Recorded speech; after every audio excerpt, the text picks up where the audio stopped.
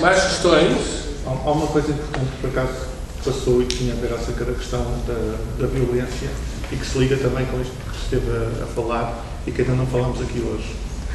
Não sei se algum de vocês passou por esse conceito, que tem a ver acerca do mediador evanescente, porque às vezes eu sinto, em relação a esta própria postura do Zizek, aliás, eu vi uma intervenção dele do circuito de conferências que ele está a fazer agora nos Estados Unidos. Houve uma em direto que foi na quarta-feira, se não estou em erro, e em que ele no final ele dizia, e até achei interessante em relação à questão da organização deste colóquio, que é: não me coloquem a mim como uma pessoa que responde às perguntas, façam um colóquio só acerca deste ou daquele tema, porque é um tema interessante. E é ele tentar fazer um deslocamento para fora da ação, e o modo como ele é ou não um mediador evanescente. E eu acho essa questão do mediador evanescente, com a própria questão da relação com a violência, foi um dos temas que se falou aqui mais de manhã, e tentar recentrar aí também acho que era algo interessante. Não sei se vocês chegaram a passar por isso, ou se chegaram a passar pelo conceito. É um mediador. Olha, então, eu queria, a Maria, eu estava... sobre isto outra vez, sobre o aspecto anedótico? Ou... Não, isto não me interessa. Então vamos adiante. Não me interessa. O tempo também, então? Não, mas queria falar uma coisa que... Olha, eu acho que o Zizek é, de facto, um dos principais responsáveis pela revitalização da ideia de marxismo, digamos assim. Da ideia, não é? Da pulsão, digamos assim. E acho que ele consegue fazer uma inversão de uma tendência, que é uma tendência que já vinha de há décadas para cá, que era de uma espécie de cientificização, não é, do marxismo, e que resultava de uma desvoluntarização também, não é?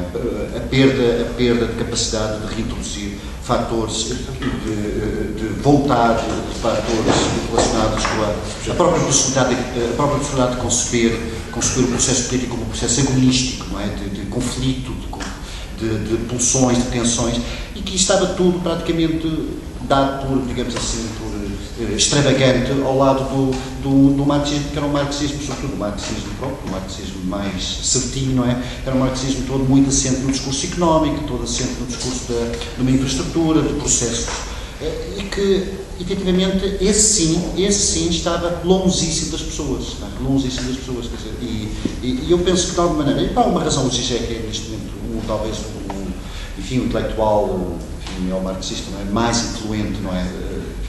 Há até uns rankings, não é? De pessoas influentes do ponto de vista do debate intelectual, e ele aparece sempre nos topos, não é? Aparece sempre nos primeiros 10, 20 lugares, não é? E por isso é que também causa tantas reações. Bom, tem a ver com mediatização também, sabemos que tem a ver com mediatização, mas tem a ver de facto com uma concepção, com uma revitalização do marxismo que é de facto muito importante. Eu ia aproveitar aqui para pôr enfim, devolvendo aqui uma questão ao Sousa Dias, porque acho que também nós estávamos a ouvir uns aos outros, eu gostava de introduzir essa questão. Eu quando fiz a leitura do Zizek, num dado momento que li com um bocadinho mais de atenção, naturalmente também não sou um leitor do estudo, aliás, não sou especialista em nenhum autor, mas se fosse especialista em algum autor, não era de Zizek, era de um outro, uma pessoa que até tem algumas semelhanças com ele no seu tempo, foi o Sartre, também foi assim uma figura hipermediatizada e que depois até colapsa, e há um risco do Zizek colapsar também daqui a uns 20 anos, colapsar. Não é? E, curiosamente agora o Sartre até já é com mais atenção. Mas, enfim, voltando a partir agora o fio à meada, o meu ponto era este. Quando nós lemos o Zizek, de facto, vemos uma retomada do Hegel, não é? E eu que fiz e gostava de ver, temos bem noção desta descontinuidade, esta noção de quebrar o continuismo, e que o próprio processo histórico, não é, tem que ter uma lógica não do ser, da ordem do ser, mas uma ordem do acontecimento, um pouco como Bacchus também faz, e como quando ele evoca, o nosso amigo evoca, o Benjamin evoca precisamente a violência divina como a violência do acontecimento, mas também todos aqueles exemplos que ele dá, por exemplo, no Desvio da Intolerância, quando ele diz que uma pessoa de esquerda tem que romper com a ordem moral e significa entrar em dilema, não é? Em dilema. Enfim, enfim, a minha leitura que eu fiz foi que o Zizek fazia uma espécie de compromisso um pouco difícil entre o que eu chamaria, naturalmente, uma matriz hegeliana, mas ao mesmo tempo há ali uma herança, digamos assim, enfim, que eu remeteria para o Kierkegaard, não é? Para o Kierkegaard, não é? A ideia do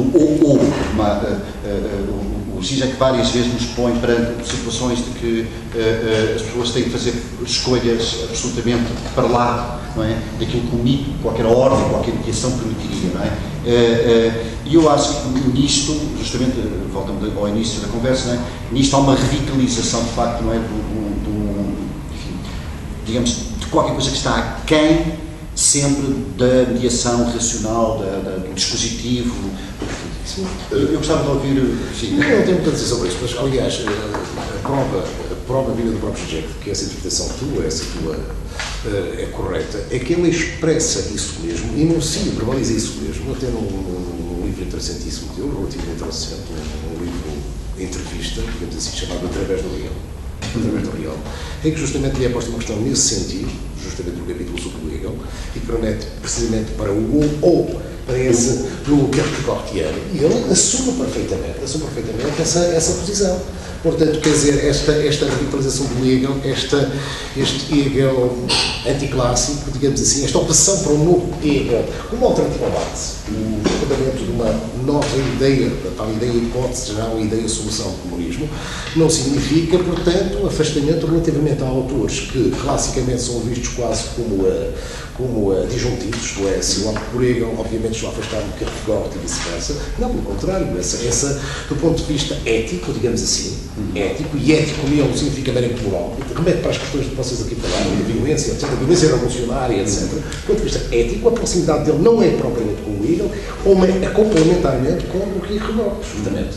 Mesmo o tema da repetição. Que, aliás, é um tema eminentemente Kierkegaardiano. O tema da repetição. Tem um texto sobre isso, não é? Tem um texto fundamental sobre isso. Dado o adiantado da hora, se calhar só é ser... Como? Se calhar vamos, enfim, com alguma complacência, alguma benevolência, aceitar mais uma ou duas questões, porque muito mais depois arrastará o programa e os outros oradores. Eu vou fazer uma pergunta só ali para o como é que chama? André. Que é apenas, não é uma provocação zizekiana, é interessante na questão da provocação, o Zizek vai sempre buscar figuras do passado, quer dizer, como por exemplo um Goldbeck vai buscar as figuras do fundamentalismo. Parece que a provocação hoje temos que ir quase a figuras como o Stalin ou o Mao, ou não sei o quê, para provocar alguma coisa. Quer dizer, já não provocamos como antigamente, se calhar há 200 anos, se a gente apresentasse uma mulher nua ou algo mais, algo do futuro, é sempre o passado a provocar-nos. Isso é... Mas isso é outra coisa. Quer por causa da tua questão da dívida, toda aquela coisa que falaste da genealogia,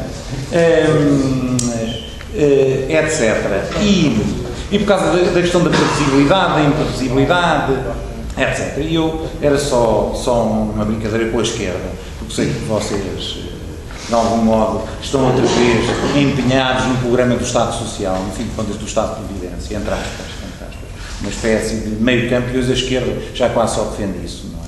Mesmo a esquerda radical, porque quando a gente estava em pleno Estado Social tivemos o maio de 68, e depois, quer dizer, quando esse próprio Estado de Providência viveu num tempo, se a gente olhar bem para ele, era um tempo altamente, ainda havia colónias, etc.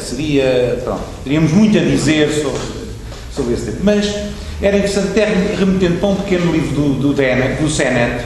O Sennett é um... Exatamente. Que é sobre o novo capitalismo, qualquer coisa, sabe, conhece não era esse do caralho, mas é o mesmo autor. E há um pequeno livro que até foi editado em Portugal. O novo espírito do capitalismo, uma coisa assim, um livro pequenino, etc. Em que o Sennett ia precisamente olhar para o Estado de Providência, para um determinado do pós-guerra, em que as sociedades, diremos, desde o operário, etc., vivia no eixo da previsibilidade. Ele saberia que nascia, que tinha direito a isto e àquilo, que morreria, que tinha a reforma, que tinha isto e tinha aquilo. Pronto. E é interessante que a esquerda, por um lado, em termos teóricos, defende puramente a imprevisibilidade, a contingência, etc., mas quando lhe cai em cima, na realidade, a imprevisibilidade e a contingência e a imprevisibilidade é, por exemplo, ali o nosso amigo deixar de contar com a reforma, de repente, onde é que está a reforma? Desapareceu. Quer dizer, o que eu te quero dizer é que o capitalismo, sendo um sistema, de algum modo, tem a capacidade, nele próprio, de introduzir as questões da imprevisibilidade, que elas estão lá, desde que elas não desmantelem, claro, o sistema capitalista, mas estão lá e hoje estão bem presentes nele. E hoje, quando olhas para a nossa classe média, por um lado, ela levou um embate na Europa e nos Estados Unidos, mas por outro lado, nunca a nível mundial tiveste uma classe média tão extensa. Quer dizer, o neoliberalismo, de uma maneira ou de outra, foi criar, hoje temos mais 3 vezes ou 4 vezes mais gente dentro da classe média. Os próprios processos democráticos que a nossa amiga estava a contestar e a tua própria jogo entre a opressão e a repressão, nunca a democracia formal e representativa teve em tantos lugares no mundo. É interessante, quando ela está em crise em determinado lugar, ela expande-se completamente dos outros lugares todos, mesmo por todas as constrangências que haja dentro desse modelo. Portanto, isto não é uma pergunta, é apenas uma espécie de quase de ironia com a própria esquerda. Mas mesmo nas tuas questões da opressão e da repressão, que é um bom jogo, que quando tu estás a falar da opressão, eu percebi logo o que é que estavas a falar. Estavas a falar dos dias de hoje, da não alternativa. E eu poderia dizer coisa não alternativa, porque as alternativas não são também uma questão de crença e de fé. Isto é, elas, para além de tudo, para além de ser que nunca houve tantas alternativas como hoje. Elas estão aí, elas não são, mas é suficiente, são impotentes, de algum modo. A impotência trespassas completamente. Tens ecologia fundamental e tens todas as alternativas do passado, o comunismo, o fascismo, o que queiras chamar, e tens todas as do futuro. Socialismo, ecológico, quer dizer, tens uma... Desculpa. Portanto, tu nunca tiveste tantas alternativas. Elas são, mas impotentes, de algum modo. Impotentes, porque elas não lutam numa perspectiva darwinista, entre aspas, elas são derrotadas pelo sistema capitalista, mas são derrotadas pelo sistema capitalista já dentro das nossas próprias cabeças. Já nem se trata de levá-las à prática, porque nós já as desmontamos dentro de nós próprios. Isso tem a ver com a crença. Quando olhamos para Portugal, todos estes movimentos que a gente... mesmo com os movimentos, por exemplo, que estavam a dar no Brasil, um pensador que era o Lamer Garcia dos Santos, estava a dizer, sim senhoras manifestações, mas não é a revolução que está em causa.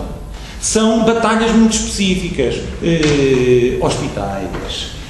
Quer dizer, no fim de contas, eles querem ter acesso àquilo que nós na Europa já teríamos, entre aspas. Pronto. O que eu estou a dizer é que o que me parece é que nem já quem está empenhado nos movimentos de esquerda e os comunistas acreditam em si próprios. Os seus próprios problemas. Exatamente. E, portanto, quem acredita eram os fundamentalistas islâmicos. A tal justiça divina que o Foucault, não foi para a Revolução Iraniana, pensava que era um momento de justiça divina. Depois enganou, equivocou-se, mas não interessa. Aí é uma justiça divina quase... E eu, só isto, porque muitas vezes eu acho que a próprias coisas, não é a realidade, mas um certo empirismo, diremos, desmonta a própria, as nossas, pronto. Isto não é uma pergunta, isto é... Ainda antes do André responder, eu queria